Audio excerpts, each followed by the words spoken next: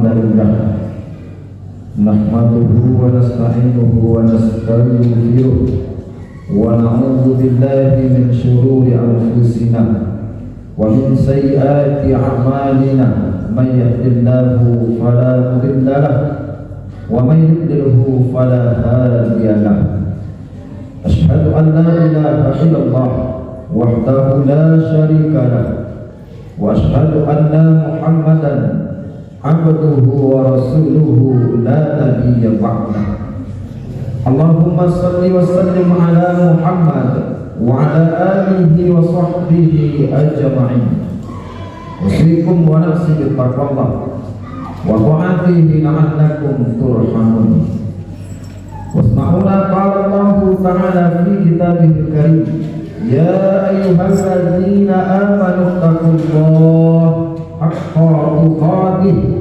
ولا تموتن إلا وأنتم مسلمون وقال أيضا في سورة الأخرى بسم الله الرحمن الرحيم يا أيها الذين آمنوا إنما الخمر والميسر والأنصاب والأزلام رجس من عمل الشيطان فاجتنبوه لعلكم تفلحون ثم فقال النبي صلى الله عليه وسلم في كتاب الحديث الشريف الخمر أم الخبائث صدق الله العظيم وصدق رسوله النبي الكريم.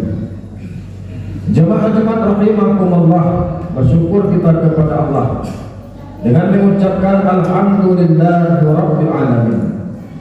Tak lupa kita berselawat kepada baginda Nabi Muhammad sallallahu alaihi wasallam dengan lafaz Allahumma shalli ala sayyidina Muhammad wa ala ali sayyidina Muhammad. Mudah-mudahan dengan seringnya kita berselawat kepada beliau, berharap kita kepada Allah semoga nanti di yaumul qiyamah kita peroleh syafaat darinya. Amin ya rabbal alamin. Berwasiat khatib untuk pribadi khatib khususnya kepada kita bersama umumnya. Mari bersama kita tingkatkan kualitas takwa kita kepada Allah Subhanahu wa taala. Takwa dalam arti yang sebenarnya kita laksanakan semua perintah Allah serta kita tinggalkan, kita jauhi setiap apa yang tidak disukai oleh Allah Subhanahu wa taala. Jamaah rahimakumullah, untuk mengisi suara mimbar pada waktu yang relatif singkat ini sesuai dengan ketentuan MDI Kabupaten Pelalawan, Jumat ini kita berbicara tentang jauhi narkoba, khamar, perjudian. Berdasarkan kalam Allah di dalam Al-Quranul Karim, tepatnya surah Al-Maidah ayat 90 yang berbunyi Bismillahirrahmanirrahim Ya ayyuhalladzina amanu. Allah ingatkan kepada kita, Allah panggil kita. Siapa yang dipanggil? Orang yang mengaku beriman kepadanya. Apa bunyi peringatan Allah di dalam ayat ini? Innamal khamru, sesungguhnya khamar kata Allah, wal maisiru, judi, wal ansabu, berkorban untuk berhala, wal azlamu, mengundi nasib dengan anak panah, rijsun min amali syaitan. Ini 4 jenis perbuatan, bukan perbuatan manusia. Ini perbuatan syaitan laknatullah alaih. Lalu kenapa hari ini kita yang bernama manusia ini, kenapa kita minum khamar, kenapa kita narkoba, kenapa kita berjudi? Inilah yang menjadi masalah besar di antara kita pada hari ini. Kita mengaku manusia, sementara perbuatan kita ikut perbuatan syaitan laknatullah alaih. Maka patutlah Allah murka kepada kita hari ini. Patutlah rahmat Allah jauh dari kita hari ini. Keberkahan jauh, datang hujan mendatangkan banjir, tidak lagi datang memberikan penyeimbang antara panas di tengah-tengah kita hari ini. Ketika datang panas, kebakaran muncul. Lalu di mana rahmat Allah hari ini? Patut Allah hilangkan rahmat di antara kita pada hari ini. Apa sebab? Tingkah laku kita mengikuti tingkah laku syaitan laknatullah alaih. Padahal Allah jelas katakan, rijsun min amal syaitan, khamar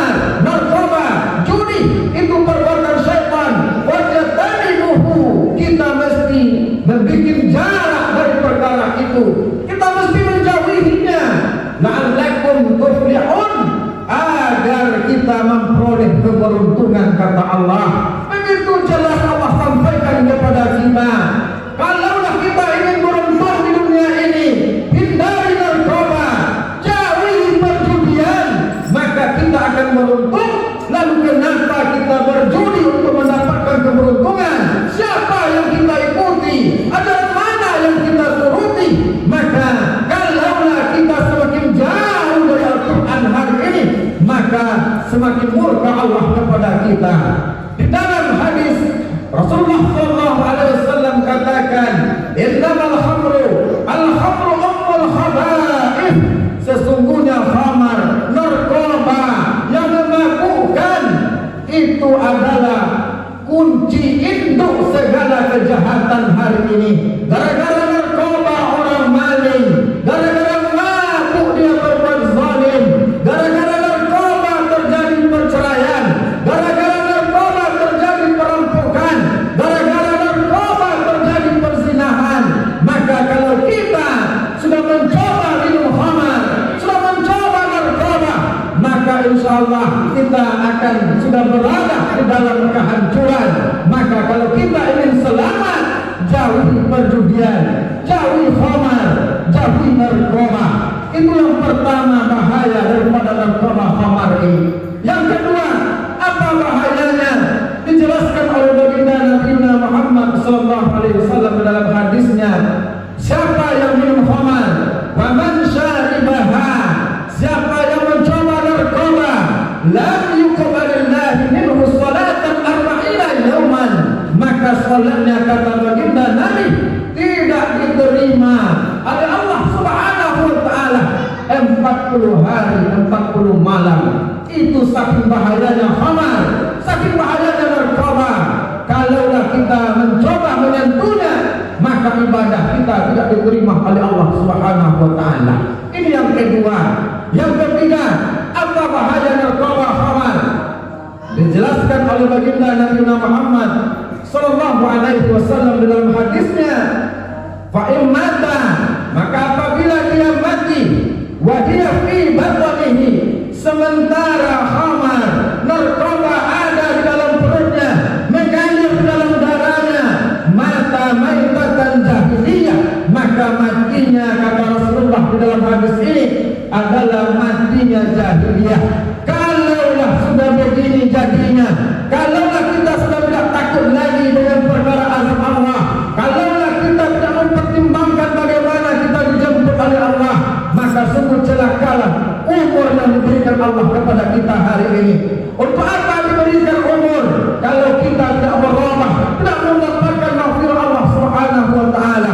Kita tidak tahu kapan kita dijemput oleh Allah Subhanahu wa taala, di tempat mana kita dipanggil oleh Allah Subhanahu wa taala. Wa ma tadri nafsun madza taksibu ghadan, tidak ada yang tahu dari kita ini apa yang terjadi hari esok. Wa ma tadri nafsun bi ayyin tamut, dan tidak ada yang tahu di bumi mana kita dijemput oleh Allah Subhanahu wa taala. Kalaulah kita dijemput oleh Allah dalam keadaan beribadah kepadanya di dalam masjid, tentulah kita mendapatkan husnul khatimah. Tapi kalau kita dijemput oleh Allah sementara kita masih kecanduan dengan narkoba, kita sedang menikmat judi, dan apalagi bahayanya kita dipanggil oleh Allah di meja judi, maka sungguh malanglah nasib kita. Dan inilah yang disebut dengan su'ul khatimah. Kalaulah mati kita sudah su'ul khatimah, maka nerakalah yang menanti kita. Mudah-mudahan hendaknya kita dijemput oleh Allah dalam keadaan su'ul khatimah, dalam beribadah kepadanya. Mungkin hanya ini yang dapat khatib sampaikan, waktu yang membatasi kita. Mudah-mudahan ada manfaat bagi kita bersama, terutama pribadi khatib yang menyampaikan. Fa'tabiru ya ulil absar la'allakum turhamun.